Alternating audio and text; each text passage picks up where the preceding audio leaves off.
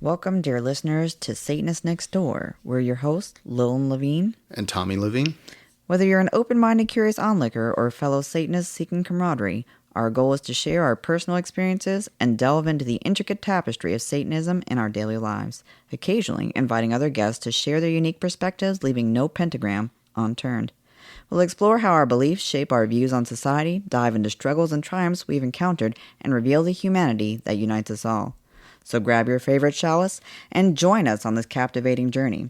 Satanist Nextdoor is ready to peel back the curtain and offer you a glimpse into our world, one captivating episode at a time.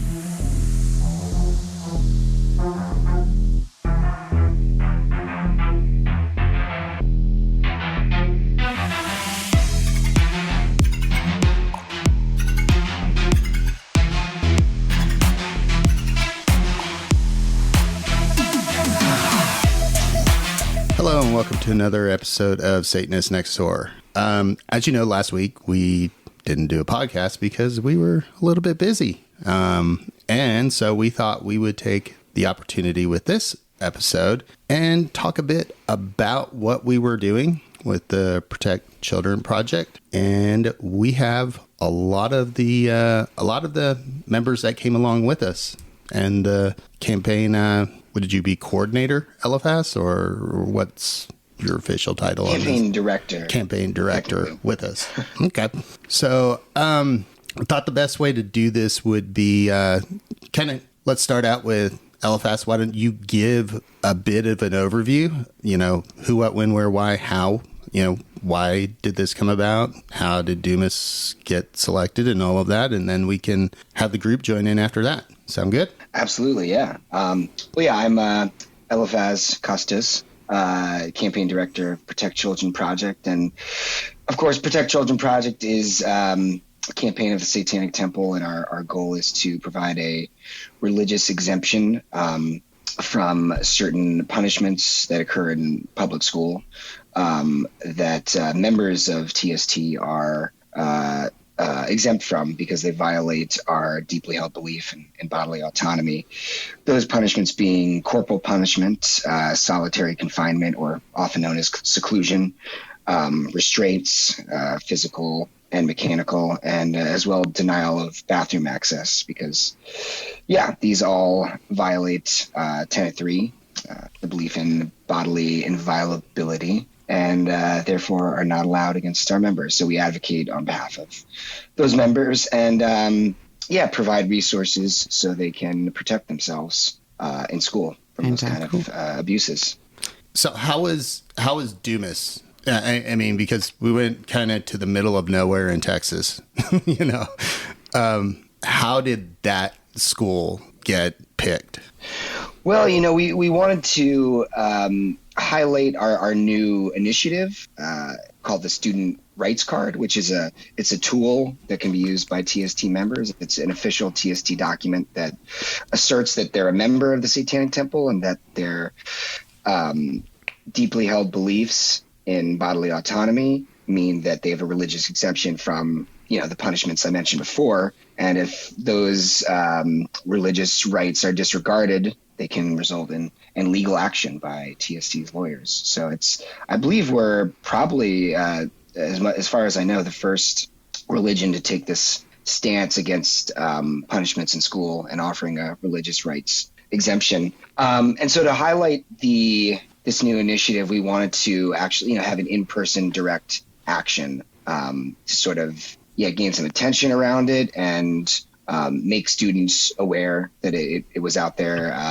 as a tool to protect themselves. And, Dumas first got on my radar because I started researching corporal punishment rates in Texas. And the reason I chose Texas is because historically it's had a really high rate of corporal punishment. And back in 2017, 2018, the civil rights data collection, which is a collection of data from all around the country, but that showed that Texas had the second highest rate of corporal punishment. And then also right before SatanCon, there was a bill that was proposed in the Texas legislature, I think for the 9th time, to ban corporal punishment, and it was voted down. and several of the Republican legislatures cited their righteous belief in the Bible as the reason they wanted to keep corporal punishment in schools, which enraged me and made me, turn my attention toward Texas. And so through a lot of research into, different school districts that still use corporal punishment and what their rates were, I landed on Dumas, dumbass. I don't know, there's many ways to pronounce it. But, I sent them, their numbers from 2017, 2018 were really high. So then I sent them a Freedom of Information Act request to get the numbers of the most recent years, because I wanted to make sure, we'd chosen a location that was still egregiously using this disciplinary act. And when they sent me the numbers back, I was horrified, because the numbers showed in the last 3 years an ever increasing rate of corporal punishment, culminating in over 1,000 cases last school year alone, 1,109 to be exact, which is insane, frankly, like obscene. Yeah. And I'd never seen anything close to that level of use. So I thought they deserved to have a visit from us. And, the purpose was, to make the community and make the student body aware that members of TST and people who are interested in becoming members could take information from us. And, if they decided they wanted to become a member, then they had power to stop those punishments from happening. Yeah, I'm just rambling now. But No. Long story short, no, Dumas, has a really terrible history of hitting their students, and that's why that school was chosen. In particular, Dumas High School, which had the highest numbers. Yeah, which was insane. 1,109 separate instances of corporal punishment enacted on students. You got to think there's 365 days a year. You're probably in school, separate about 4 months out. So you're literally just seeing repeated incidents of this over and over on a daily almost basis to reach those numbers. Yeah.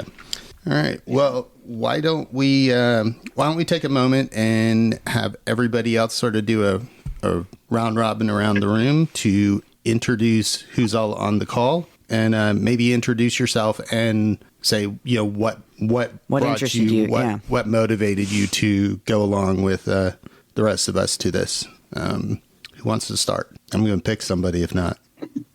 Okay, Lanzifer. Oh, howdy. I'm Lanzifer Longinus, and I'm the congregation head for the San Antonio congregation, TST. And my main motivating factor was this is a Texas thing. Pretty much, it was in Texas. And pretty much most of us there were all from this state, from San Antonio, Houston, Dallas, Austin, and I support the campaign, of course, but Gotcha. That was my motivation. Yeah. Who's next? Citlali? Maybe. Daniel, how about you? Yeah, hello. I'm Daniel. So I'm a longtime member of the Austin TST Austin congregation, and so. My motivation to take part in this was I'm originally from Germany, and I grew up in the belief that something like corporal punishment does not exist anymore today. And I was pretty shocked when I found out that in the US and especially in Texas, this is a thing, and not like on the lighter side of things. It's like done in an extent that is really shocking to me, and especially the normalization of it, that this is something that is a method to turn out better people by hitting them, and I think that's just wrong. So absolutely. The reasons I'm in. Lucy, maybe. Yeah, hi, I'm Lucy. I'm one of the congregation head of TST Austin. I found out about that at SatanCon last year. It was this year. I believe Eliphaz came to our merch table at SatanCon and proposed his idea to us. And I was immediately in and said, we definitely have to do something about that. Let me know what you need, how we can make that like a thing. Just let me know whatever you need, and we will be there. And I was immediately in when I heard about that. I was so shocked that that is still a thing. And also like the argument from the legislator, and then citing the Bible because of that. And I was just like irritated, like that. It was horrible. It was just horrible to hear. And I was immediately like hooked on the idea that we do something here in Texas. And I live in Texas for 7 years now. I don't have kids here in school. But I just thought we have to do something. And I gladly drove so many hours up there in the middle of the Texas Panhandle, in the middle of nowhere. I was like, it's for sure. Yeah, it definitely was a long drive. Minister Ty. Hi, I'm Ty. I'm the event director for TST Austin. And I've worked in education for well over a decade and been like education adjacent for probably 2 decades in my career.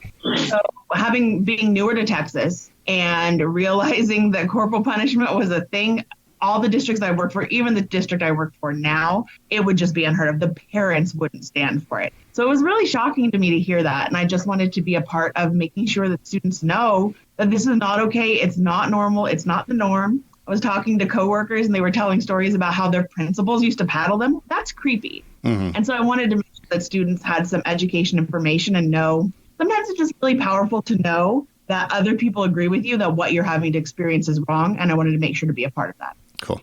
I don't know if Citlali's joined again or not. I'm here. Okay.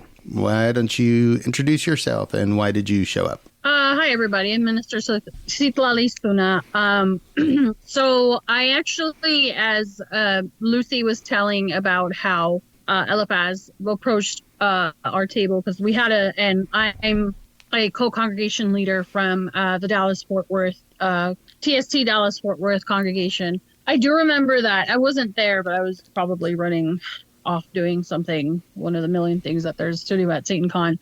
I do remember that they had that conversation, and it was just kind of a seed planted back then. And in one of our initial meetings, what kind of motivated me to kind of continue to pursue this was some of the questions that came into mind were, what are the demographics of the school? Because to be honest, I am not surprised that there's still corporal punishment out in rural Texas, sadly. But as Minister Ty said earlier, that's corporal punishment is unheard of in any of the major cities. Like I also have teaching experience, and that just doesn't exist in any of the major cities, right? But I wasn't surprised, but what did surprise me was the number.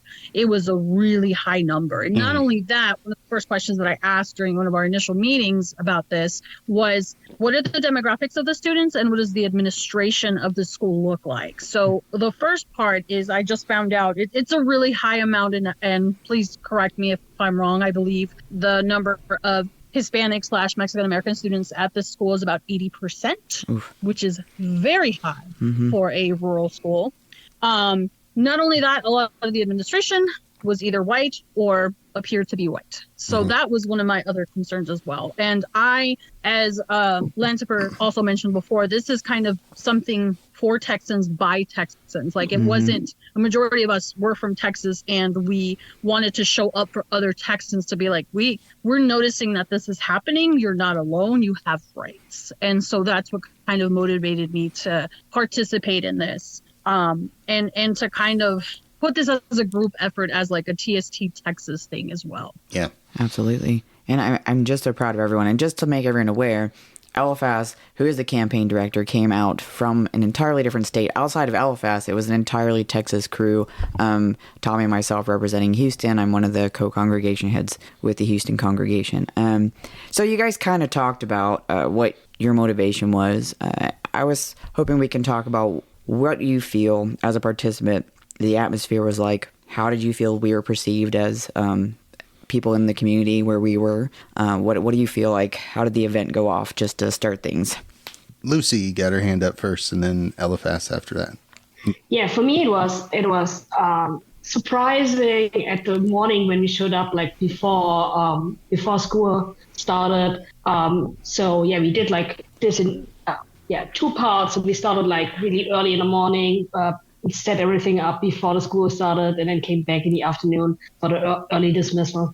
And then for me, it was really surprising. As soon as we were setting up everything, there was like right immediately, like 10 or 15 minutes in, there was like this family approaching us. I already saw them like turning around the corner with a huge smile on their face and really happy. And you could actually see how happy they were that we are here. And then they came around the corner and approached us. And I just heard them yelling. It's like, thank you so much that you're here and came out here in rural Texas and that you're supporting us and do what you do. And that was so heartwarming for me. And I also thought there's like, that's why we're here. That really what motivates me being a Satanist and being a member of TST for so long. It's like, that's what I want to do. And that's what kind of like drives me all the time, like doing stuff like that. And I was really surprised, like finding really like supporters out in the middle of nowhere in Texas. Mm-hmm. It was so cool. It was awesome. Cool. Eliphaz.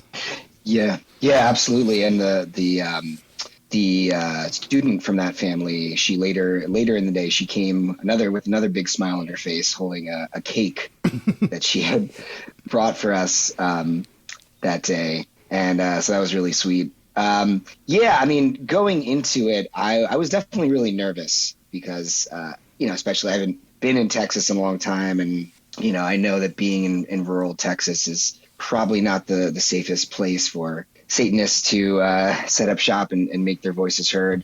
But and also the night before, because the information about us showing up was leaked a bit earlier than we intended, because the superintendent and the principal wanted to notify the students and the parents that who we were and that we were coming, which is their right. But there was a big uproar in the community, and we saw there's all these different church groups calling on people to come out to the school and have a giant prayer circle and circle the school praying and chanting and whatever they do.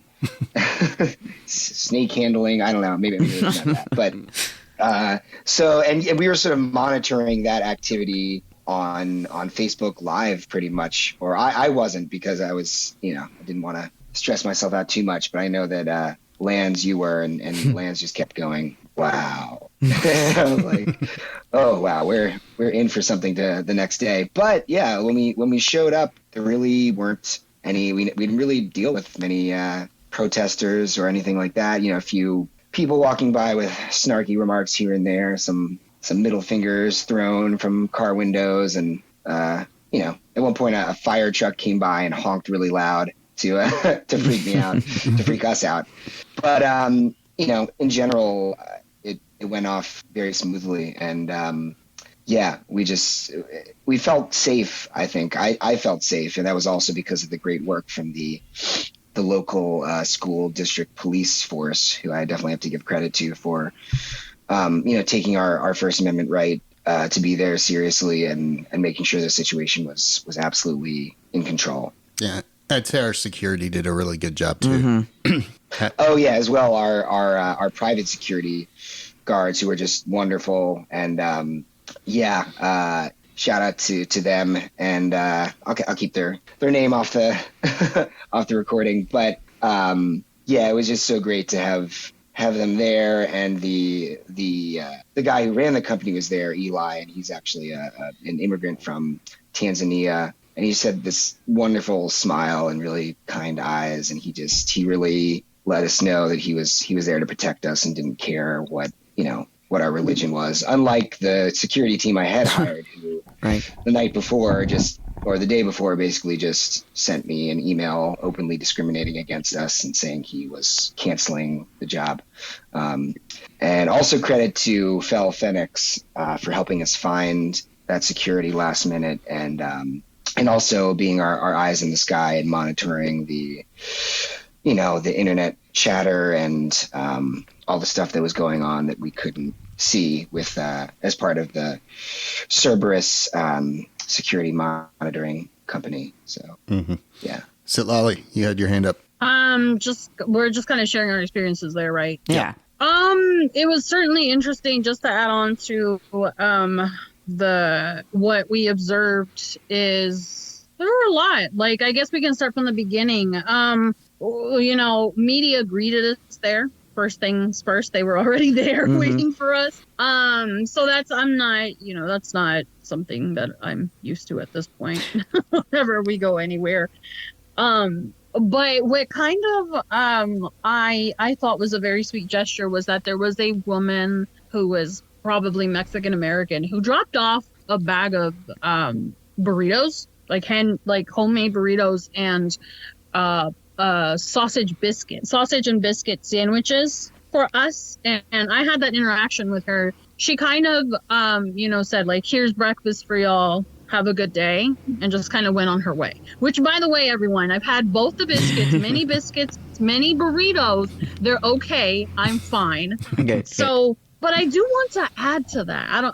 It's up to y'all if you want to include this bit. Like, I feel like if she hadn't been a woman of color, I would have been more hesitant about trying that food.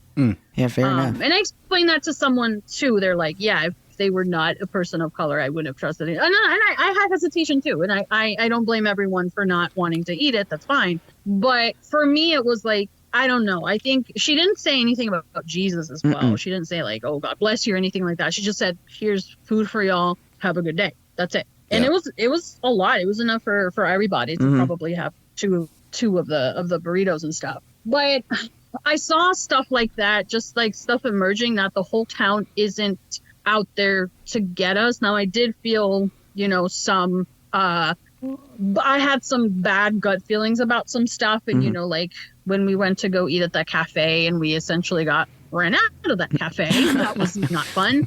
And I'm forever grateful for that security that was on heightened alert. They were kind of, asking questions, redirecting questions from the people that were there that essentially didn't want us there. So long story short of that for your listeners is that we went to eat at a cafe nearby. And the cafe was wonderful. The staff was wonderful. They completed their part in terms of serving us. But we had some people from the town that saw who we were. They weren't happy with who we were. Mm-hmm. And it looked like there was going to be a confrontation that was going to go down. And so we essentially just hightailed it out of there. Yeah. And it was, and I had a very uneasy feeling. And at the time I was on the phone doing something else, but I had my eyes on them. And I was like, I don't like that they're looking at us. And, as a Mexican American in this country, I already have a heightened sense of like two older white guys looking at me, staring at me.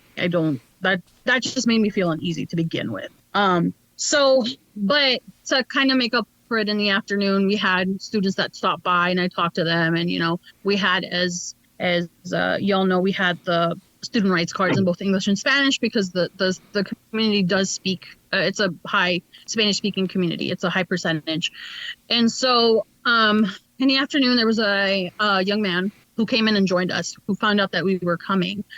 And it was great talking to him. And it was, coming into this, I didn't really know about the town. I just knew the statistics. I knew that it was like middle of nowhere, Texas, little town. And he really gave us perspective about the town, about how, who people are employed by, the percentage of people that live there, and how a lot of them are religious, right? And how he was shocked and surprised that corporal punishment doesn't really exist on the eastern side of the state, right? Well, in the major cities, I'm talking about the major cities, because y'all can correct me, but people that are like outside of the major cities, like outside of like Dallas, Fort Worth, Austin, Houston, San Antonio, and all that, they think of us as like the big city people, right? And those heathens over there, okay. those Austin heathens over there. So there's kind of an unspoken division there between the state. And, that's why I kind of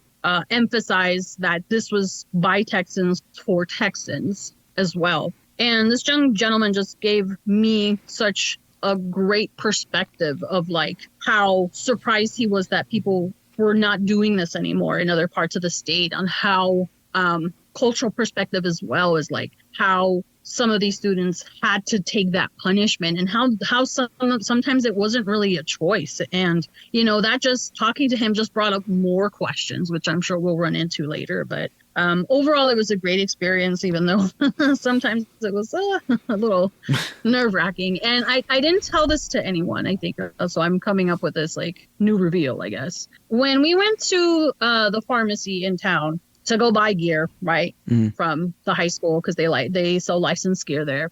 There were two people that saw my shirt. And of course, our shirts that we had were the Protect Children Project with the Satanic Temple. And on the back, it says, it says the third tenet. And they saw me with the shirt. They came in and I knew they had eyes on me. I knew that they were looking at me, whatever, right? But as I was checking out, I was, doing the self-checkout thing. And they were right behind me. And they were like, oh, thank God for chips. And I almost wanted to turn around and be like, oh, yeah, thank the people that helped grow those chips and help package those chips, because everyone else but God did the work for those chips. Yeah. And just to be petty, I very slowly scanned everything, poked around on the screen, and I knew they were behind me, and I was doing it to be petty at this point. And I took a kick out of it. People were like, where's Citlali? She's taking a long time. Well, that's why it took long. Makes sense to me. Partially. Gotcha. Yeah, I mean, I thought the event went off really smooth. Like you said, there was that one incident in the restaurant that was a bit of a close call, but I do have to give hats off to the sheriff that, he did a really good job of respecting us, respecting our First Amendment right. Mm-hmm. And, when there almost was an incident at the school, he was really quick to chase those people away and remind them, you're not supposed to be here. They have a right to be here, and they can be here. And so go away. So I think he did a really good job. Yeah. Yeah, I was.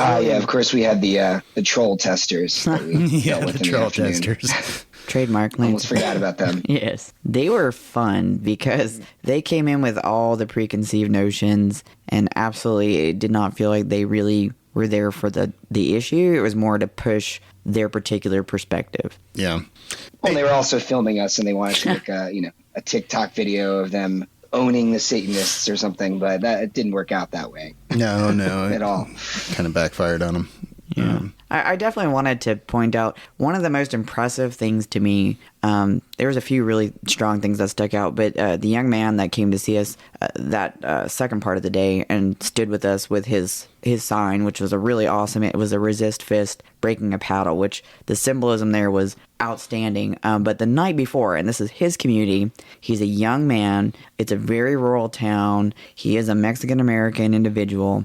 He stood outside that night when all the protesters were there, angry that we were going to be showing up, with his two signs, singing a song peacefully to contradict what the Christian notion of love and acceptance is when they push these kind of ideals. And to me, not only was that a huge, powerful statement, but the strength it takes, because we leave at the end of the day. That's his community. So hats off to him and the strength that he showed in the face of such adversity.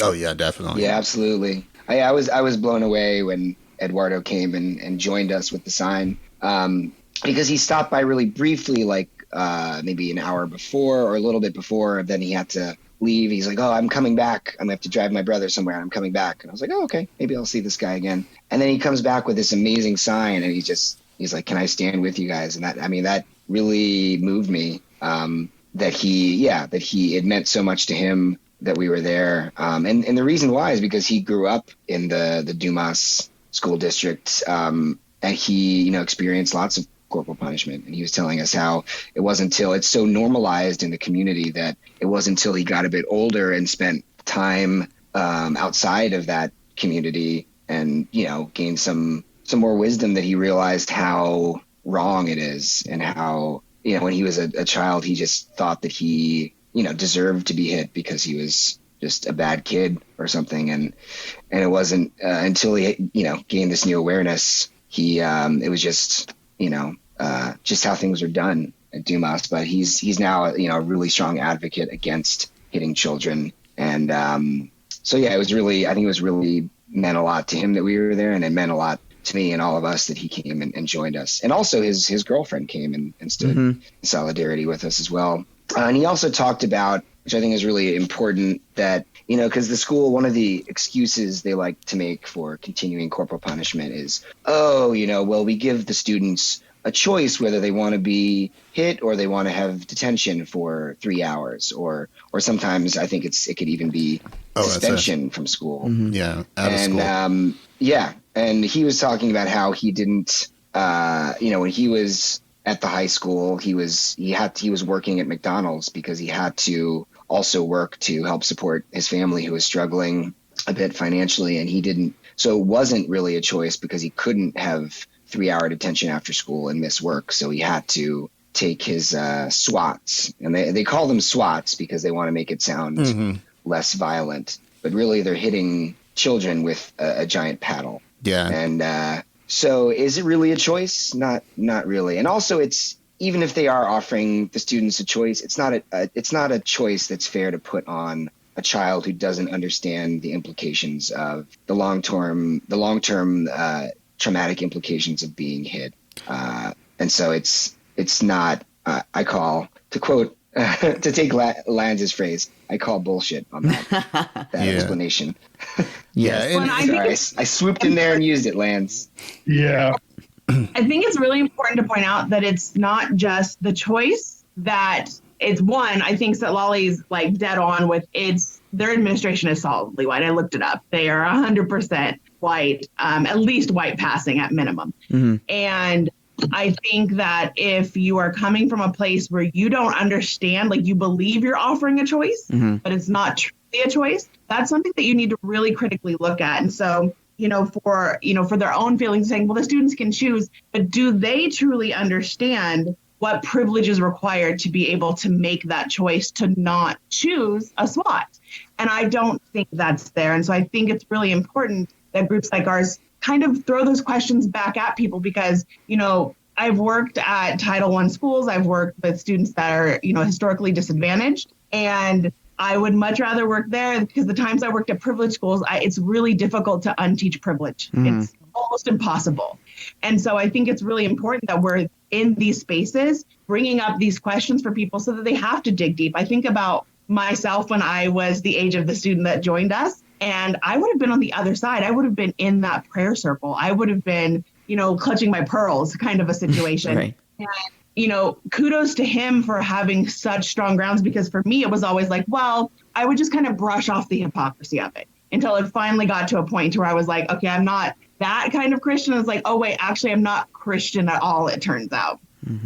And I think that it's really important for these groups to be present, so people can say, like, hey, being a good person, making good choices, treating people fair, that's not a Christian thing. I think when we're talking about like supremacy culture and theocracy, goodness gets tied into religion so much. And I think it's really important for people in smaller communities to see that you can be a good person, do amazing things, and all these things that weren't settling well with you, that you just kind of like let, slide by because your community is writing it off, is not okay. And your gut was right, because you kind of get gaslit by your town when you grow up in a small community like that. And I think that's what shocked me the most, is that how many people were not trying to, I thought when we came in, a lot of people tried to deflect and really just focus on Satan, Satan, Satan. But they were really focused on, why would you remove this level of discipline? Right. We need this. It won't be good if they don't have it. And that really shocked me, because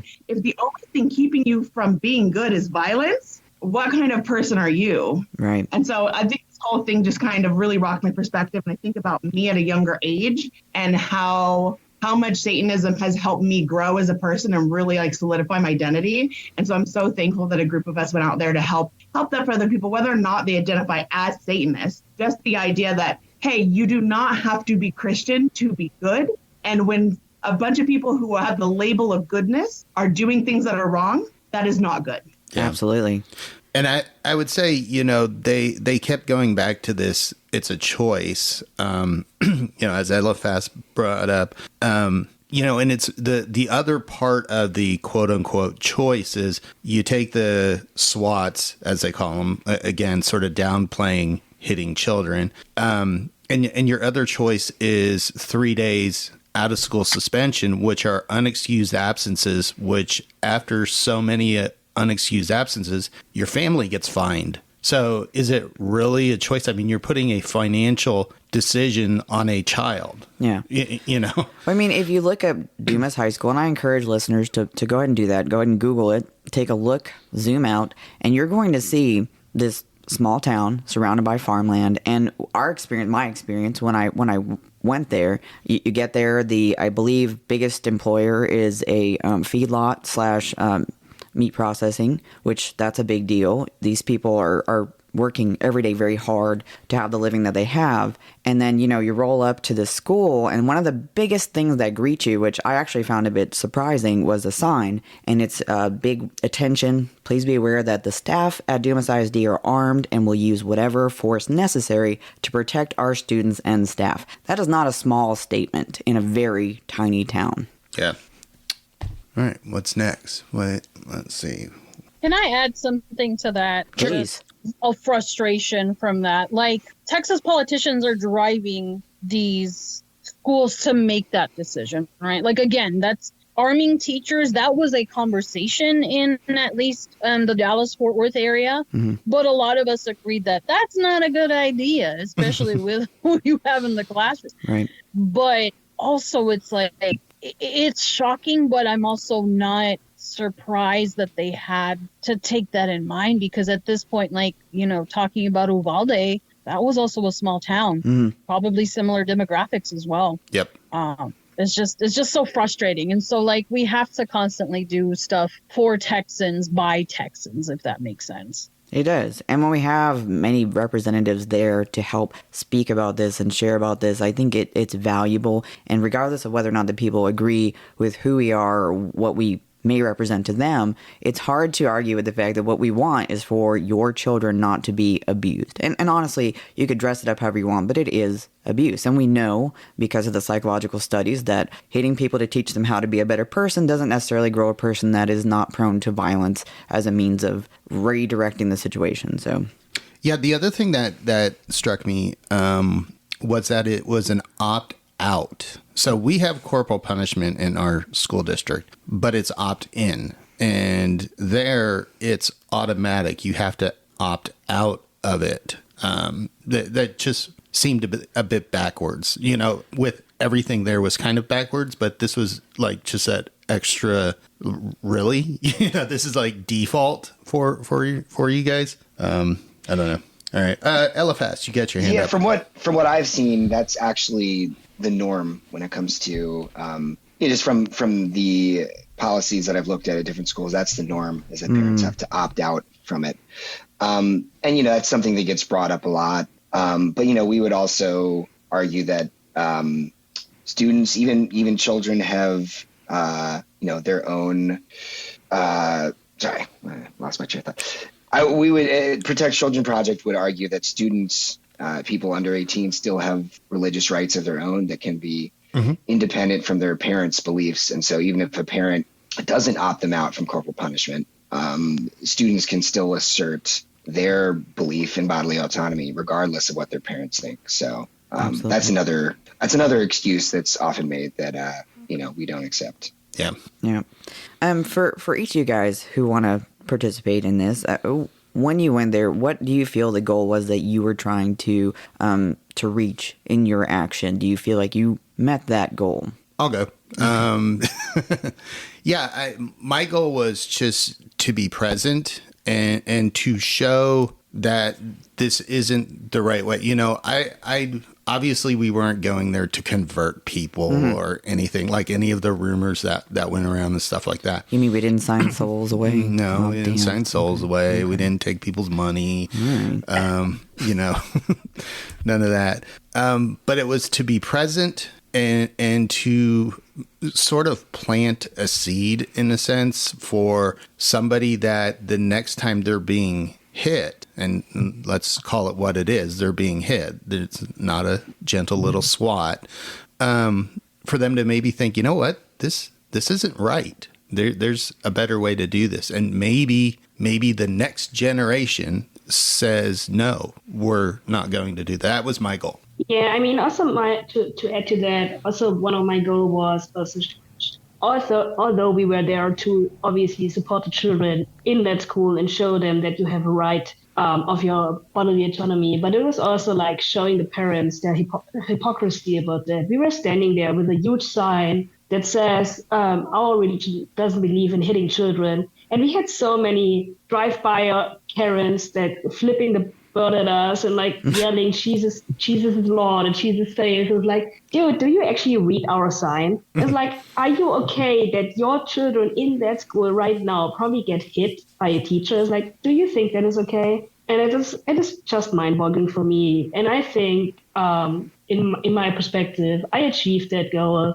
just for being there for the kids and showing them, hey, we do have a right, and we don't have to be punished for our normal bodily rights. And because I saw a lot of kids standing around, and you could see that in their faces. They were like discussing it back and forth, like, should we go over there? And then discussing is like, did you read their banner, what it says? Like, is that really true? And like, you could see them like thinking about that and talking about that. And just because of that, it was so worth it going there. Mm-hmm. Absolutely. I think that was one of the interesting things is you would see the students gather on the sides around us. And I have to imagine it was an intimidating situation because the administrators were, the second half of the day, they were definitely out there. They were observing things. So you got to figure in a school district where they know that corporal punishment is there, that there's this authoritative behavior, that they're going to be a little hesitant about approaching us. And some did.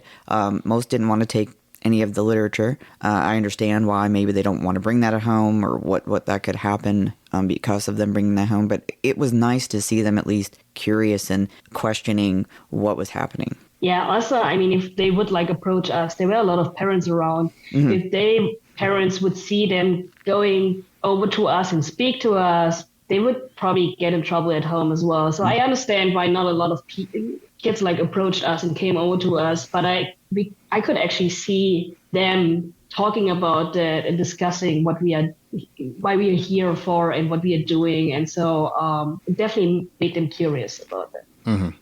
I really hope that we had in total I think 6 students that approached us and some of them took brochures. I think most of them took student rights cards and stickers and pens, which we were offering, which was still, I think 6 is still a decent number. I was really unsure how many would be, want to approach us, given all the, the fear mongering and the worry about, facing anger from their parents or the school administrators for being, even talking to us. But, I hope we planted, at the very least, planted a seed within the community and the student body that, will make them question and discuss going forward whether, the schools and the district's policy of corporal punishment is really ethical or wise or any of those things, because, that's what we were there giving voice to. So absolutely. And there was some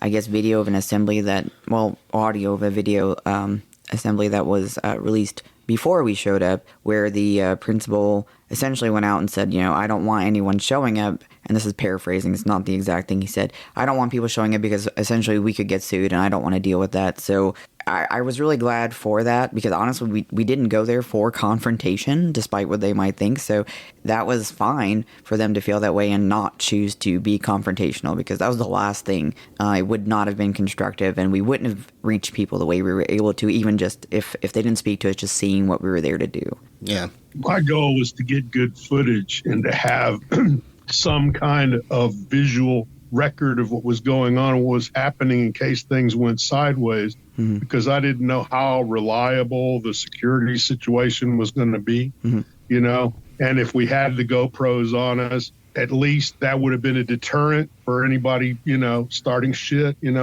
there being like an actual altercation, because it's like, hey, you're on candid camera, and when the troll testers came out, that's I coined that term for him, because the guy with the scarf, he had he had his cell phone out, so he was obviously recording what was going on. But from the very beginning, it seemed like, okay, this guy might sincerely actually want information, why we're here and why we're doing this, and blah, blah, blah, But then the conversation shifted, obviously. And I mean, I got a little bit of that recorded, when he was going on about Catholics not being Christians. That was like the cutoff point. That was the I call bullshit point for me. It was like, no, Catholics are Christians, and it was kind of bizarre conversation. And then he shifted it to, well, but y'all are for abortion and all of this stuff, and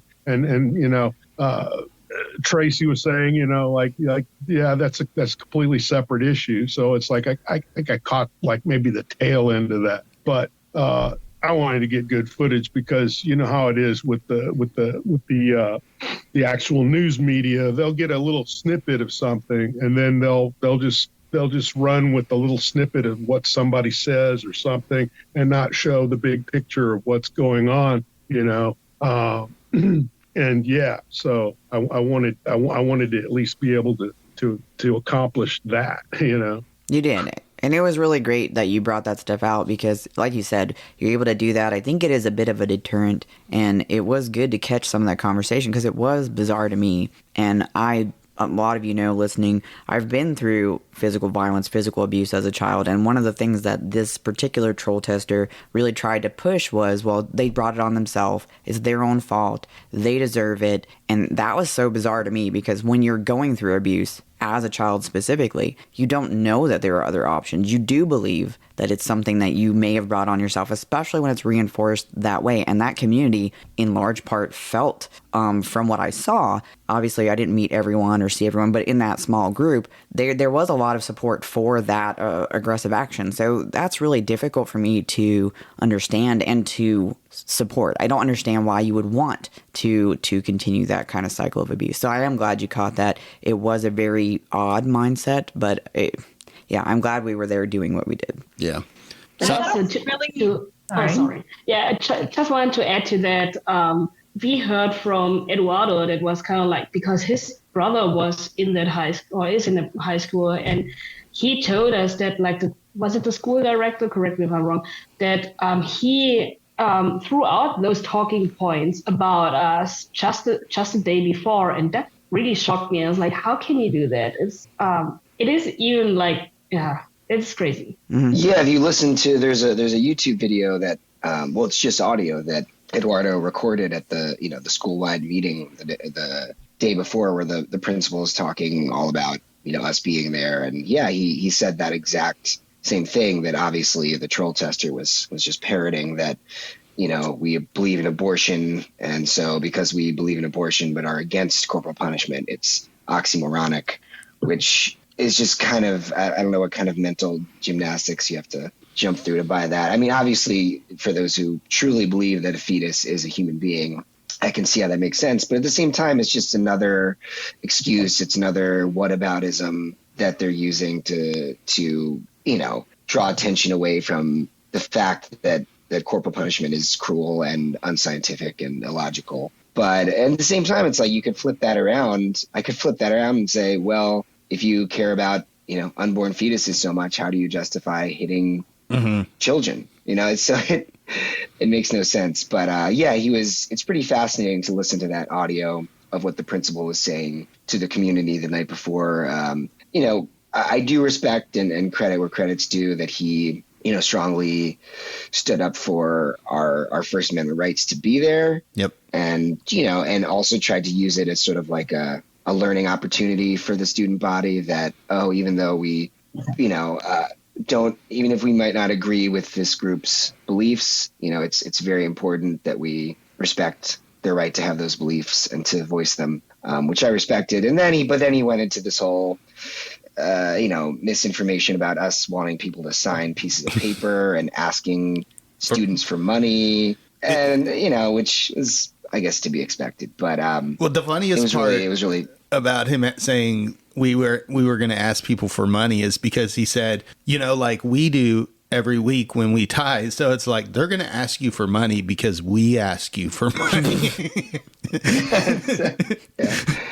So it's okay it's okay for the church to ask you for money, but not okay for Satanists, which of course we weren't doing. I mean, obviously, TST collects donations online, like any other organization, but yeah, that was really funny. And also, and I think one of the creepier things that he said, which I think you brought up before, is that he was saying you have a choice. Like, they're going to offer you this information that exempts you from corporal punishment, but you already have a choice, and you can choose your SWATs, or you can choose suspension, 3-day suspension. But sometimes and this is just paraphrasing, sometimes there's things worse than taking your SWATs, because too many unexcused absences, then your family has to pay a fine. So that was really kind of insidious to me, hearing that. But yeah, pretty fascinating. Maybe we can link, if you want, you could link the that video in the show notes or something, so people can. Yeah. And I think it's important to note too that the choices they're receiving, the punishment does not fit the crime. The school boasts very clearly about their 0 incidents of violence from students on the campus. They've had no students bringing weapons onto campus. So they're using corporal punishments for tardies, for dealing with students talking back to teachers.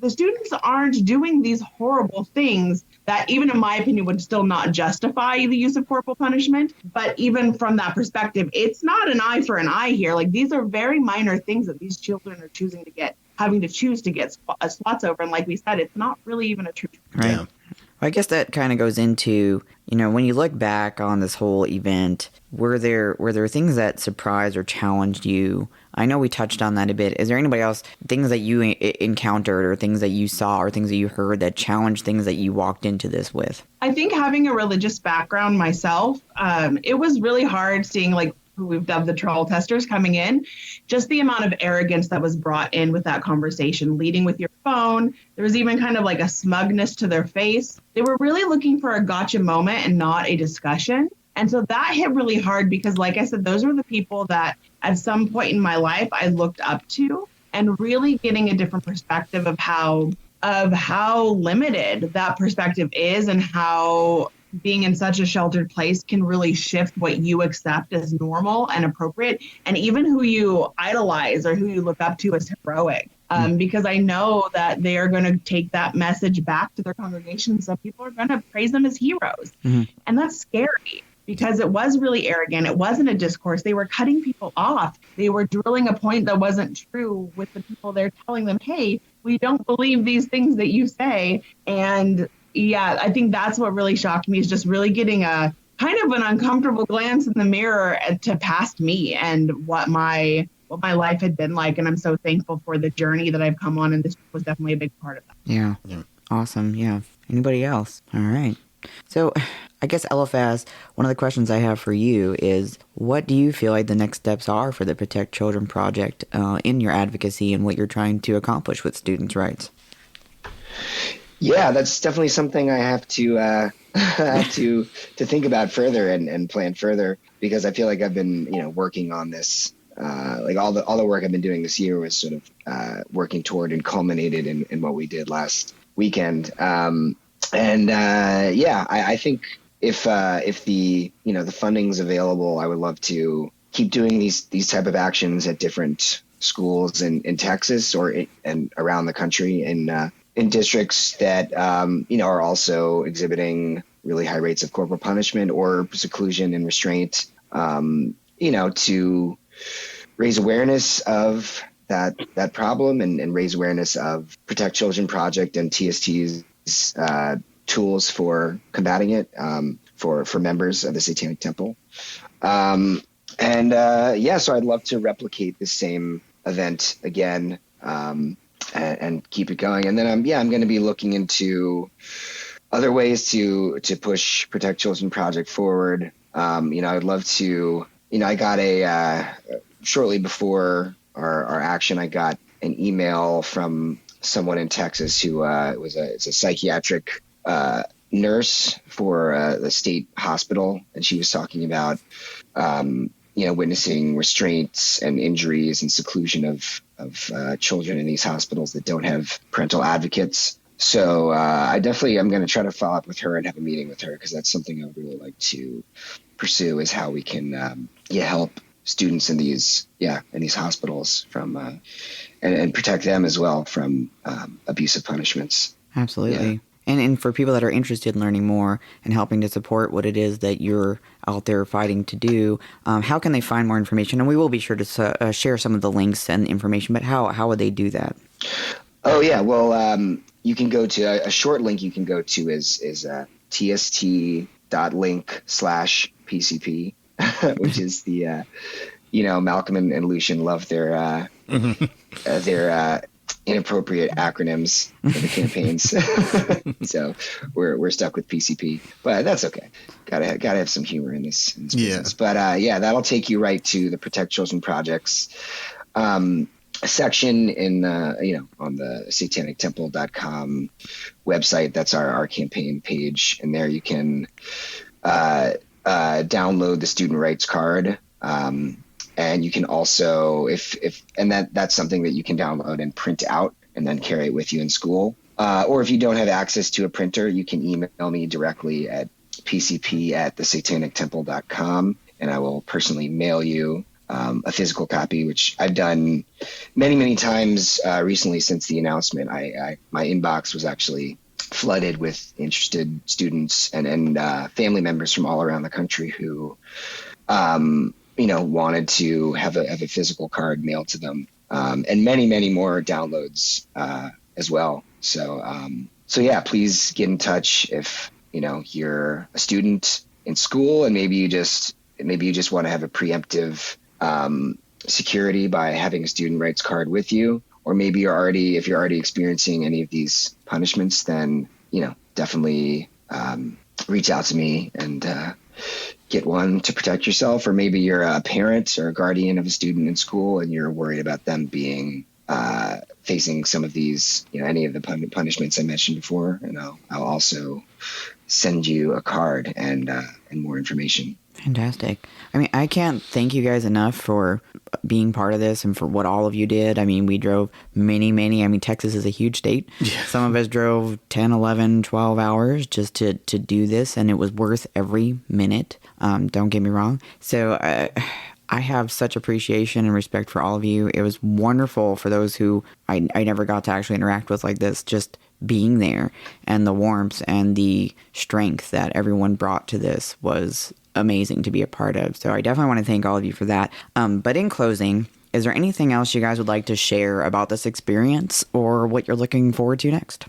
I'll go. I just want to add to that. I was like, I can just extend what you said. It was just like a great trip, great seeing friends again and like hanging out and just doing what we're doing, and like it just also makes this huge bond between us. And that's what I love about TST in a whole, that you always, no matter where you go, you have friends all around the globe now with all the congregations around. And so, just like the community is so great, and I'm so grateful for being a part of it. And also at that point, I also want to give a shout out to B, that can't be with us, but was on a trip with us, and was such a huge help and support and everything. So yeah, we love you, B. Thank you for coming with us as well. Yeah, B was awesome.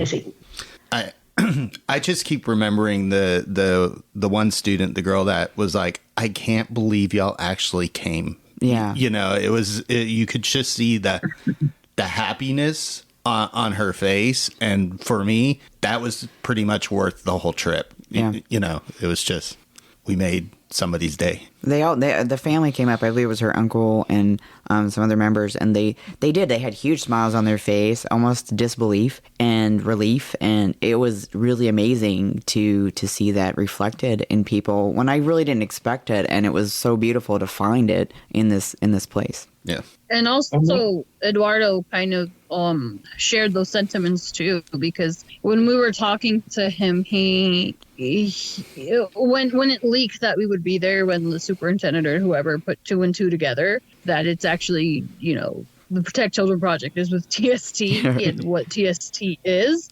he was like, I looked for over an hour to confirm that it was y'all that were coming. And I'm like, yeah, because in this sort of thing, it, you know, Dumas is out there, right? It's near Amarillo, and no one really goes to Amarillo unless you're, you know, going through like Route 66, or, you know, it does have like a major medical center too for that area, but people don't just go to Amarillo, right? And so I like the fact that it kind of puts people on their toes as to like, if they show up here, where are they going to show up next? Mm-hmm. Mm-hmm. Yeah. We're okay to mess with Texas and do that in a small town. I'm looking forward to more events where I can bring my horses because, you know, it's my forte. Yes, they're always appreciated, and there's nothing more impressive to my listeners out there than a quite tall gentleman with a lovely suit of armor and a beautiful satanic banner and a gorgeous horse standing there with you as a group to say, no, we're seriously here, and probably not somebody that you want to discount. Yeah, I sent a follow-up email to the superintendent and principal and Chief Quirk of the Dumas ISD police force, and just, you know, thanking them for, being so receptive to us being there and for protecting us and respecting our First Amendment rights. And I also, you know, urged them to consider removing corporal punishment from their district policy. And I gave specific reasons why, and also provided them with some good resources to learn, to research more about the issue and the science behind why it's harmful. And I also mentioned that, you know, if they decide not to end corporal punishment in their district, there's a good chance they can expect to see us again next year. You know, so they're aware. I also want to mention that I think it was great to see that the principal and the superintendent, even if they had some wrong ideas about who we were, they were still, good people and, respectful to us. And, you know, it's just that they're very misguided in how they're applying this policy. They're not bad people in any way. They're just terribly misguided in, you know, continuing to use this archaic form of discipline. And last thing I want to mention, a shout out to someone who I haven't mentioned before, but Phrasis Oze from TST New York, who actually volunteered for me over the summer and helped me collect all of the data from every school district in Texas that still uses corporal punishment, which is a lot of districts. And they helped me put all that data together, which led me to being able to find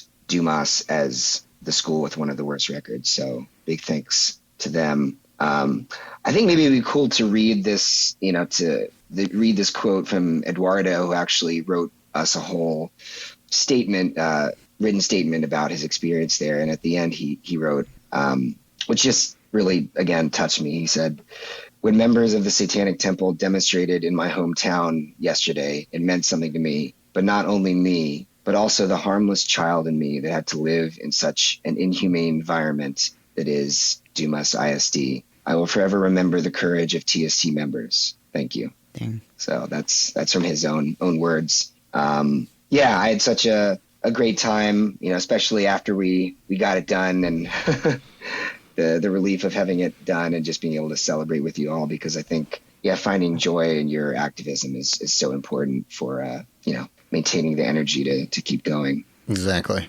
Yeah. Thank you all so much for your efforts and driving such long distances to be there. It was really a pleasure. And, you know, that's something I think I want to make sure people understand, that while we do advocate and we do go out there and do things like this, it is just an expression of our deeply held religious beliefs, because we do so strongly believe in standing against arbitrary authority. And there's nothing more of an example of that than people that are using corporal punishment and that absolute ever-present threat of violence in these situations. So yeah. All right. Well, I want to thank all of y'all for taking a little time out on your weekend. Oh, wait, Lucy, you get your hand up. Go for it. Yeah, I just want to say one thing quickly again is like I also want to plead with the Dumas High School not getting rid of their cool logo, the demons, or like mascot, the demons. Although like the evangelicals are trying to get rid of it now because they think that was the reason why we actually chose that. Yeah. So please don't get rid of it. It is so cute, and we all bought their like nice little merch from them. I was like, it is really cool. Please stick with it. Yes. Yeah. Hail Dumas demons. Hail Dumas demons. Demons. Yeah, having the demon as your mascot had nothing to do with the reason why Satanic It could have been the Temple Dumas showed up. teddy bears, and we still would have absolutely shown It was that. definitely icing on the cake, though. Yeah. It was Definitely a happy icing accident. on the cake. Yeah, it was hitting the children. So let's Stick to the point, folks. yeah, for the evangelicals But, out there trying yeah. to change that. Like everybody said, everyone there was professional. The head of the Dumas police for school, for Dumas ISD, they were wonderful. They were very aware of what was going on. They paid attention. They made sure that our rights to do this kind of expression were respected. And I think that was something else we brought to that school. Many of these students may not have ever seen or may not see again this type of enactment of their constitutional rights. So we did stand and show them how that works. Yep. All right, everyone. Well, again, thanks for joining us. This was a really awesome podcast to put together, and we should do more like this. Absolutely. So, all right. Hail you guys. Hail Protect Children Project, and hail Hail Satan. Satan. Hey, Sadie.